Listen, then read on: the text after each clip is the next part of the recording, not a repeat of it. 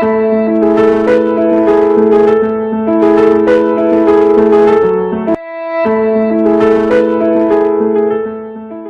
देखो बेटे, हम लोगों ने अब तक ये बात पढ़ी थी कि पार्टनरशिप के अंदर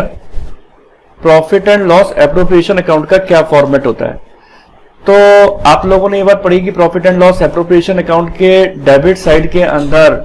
हम पार्टनर से संबंधित जितनी भी चीजें होंगी वो सारी मेंशन करेंगे, और जो चीजें पार्टनर से संबंधित नहीं होगी उसको हम मेंशन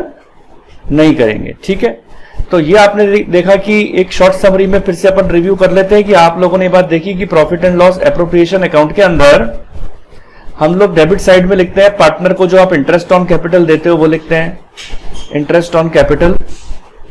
और ए पार्टनर को कितनी है, बी पार्टनर को कितनी है, सैलरी देते हैं, ए पार्टनर को कितनी है, बी पार्टनर को कितनी है, और उसके बाद यहां पर जो इससे पहले यानी पीएनएल एप्रोप्रिएशन अकाउंट से पहले जो पीएनएल अकाउंट बनता है तो उसका जो नेट प्रॉफिट होता है, ये अपन ने अपनी पिछली क्लास में डिस्कशन किया था, जो आपका पीएनएल अकाउंट का जो नेट प्रॉफिट का बैलेंस है वो बैलेंस यहां पर ट्रांसफर होता है, तो नेट प्रॉफिट बीडी यहां आता है, और इसके बाद इंटरेस्ट ऑन ड्राइंग यहां पर आएगी बाय इंटरेस्ट ऑन ड्राइंग, और इसके बाद interest on drawing A partner को कितनी है, बी पार्टनर को कितनी है वो आएगी यहां पे, ए पार्टनर को कितनी है, बी पार्टनर को कितनी है, दोनों आ जाएगी, और अगर आपने पार्टनर को कमीशन दिया तो भी यहां पर आ जाएगा। ठीक है, पार्टनर कमीशन। तो यानी इन शॉर्ट में आपको बात बताना चाहता हूं कि जो पार्टनर से संबंधित चीजें होती हैं वो सारी चीजें profit and loss appropriation account में आती हैं, और जो पार्टनर से संबंधित चीजें नहीं होती उसके लिए हमें सेपरेट इसी के ऊपर एक पीएनएल अकाउंट बनाना पड़ता है। तो बेटे देखो, इस बात को मैं नोट पे लिखवा देता हूं, यहां लिखवा देता हूं note all those items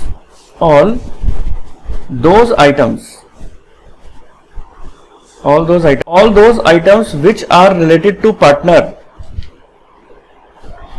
all those items which are related to partner will be recorded in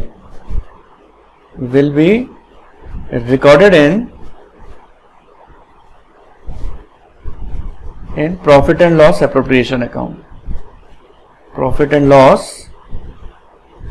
appropriation account, profit and loss appropriation account. ठीक है, all those items which are related to partner will be recorded in the profit and loss appropriation account, and those items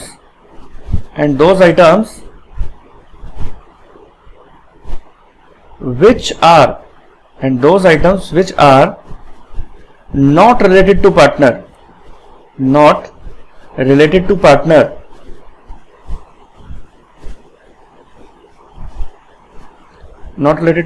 will not be recorded in P&L appropriation account,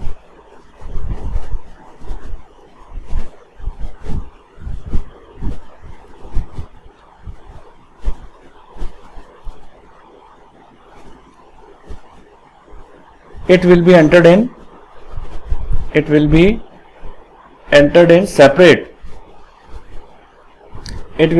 separate profit and loss account, तो इसमें मैंने ये बात बताई है कि जो भी आइटम्स ऐसे हैं कि जो पार्टनर से संबंधित है उन सभी को तो आप profit and loss appropriation account में लिख देंगे, और जो ऐसे आइटम जो पार्टनर से संबंधित नहीं है उसके लिए आप एक अलग से खाता बनाएंगे, और जिसका नाम होगा पीएनएल अकाउंट, जो आप लोग पहले भी अपनी क्लासेस के अंदर सीख कर आए हैं कि जो ऐसे आइटम है जो पार्टनर्स को नहीं दिए जा रहे तो उसके लिए आप separate profit and loss account बनाएंगे। For example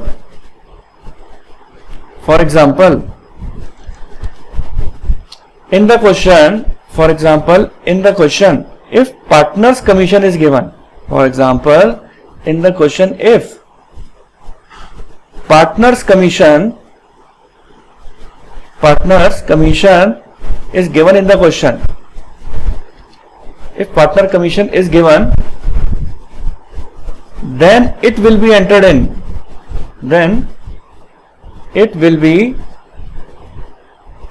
entered in profit and loss appropriation account, profit and loss appropriation account. तो देखिए बेटा, इसमें मैंने आपको एक क्या बात बताई है कि अगर आप पार्टनर को कमीशन दे रहे हैं तब तो वो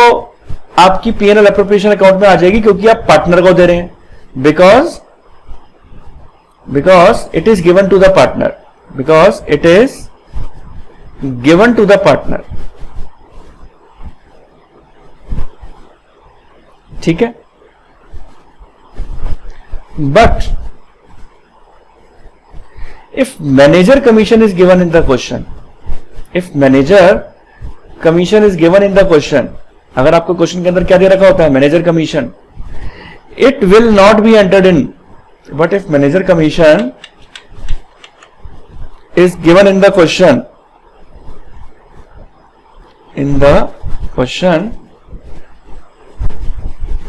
it will not be entered in,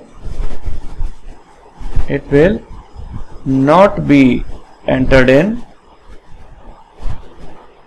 P&L appropriation account। उसको आप P&L appropriation account में नहीं दिखाएंगे, क्योंकि मैनेजर पार्टनर थोड़ा ना होता है। अगर आप मैनेजर को कमीशन दोगे तो मैनेजर पार्टनर नहीं होता। तो इस वजह से बात बताई गई है, if manager commission is given in the question, it will not be entered in the P&L appropriation account, it will be entered in separate P&L account, entered in separate P&L account.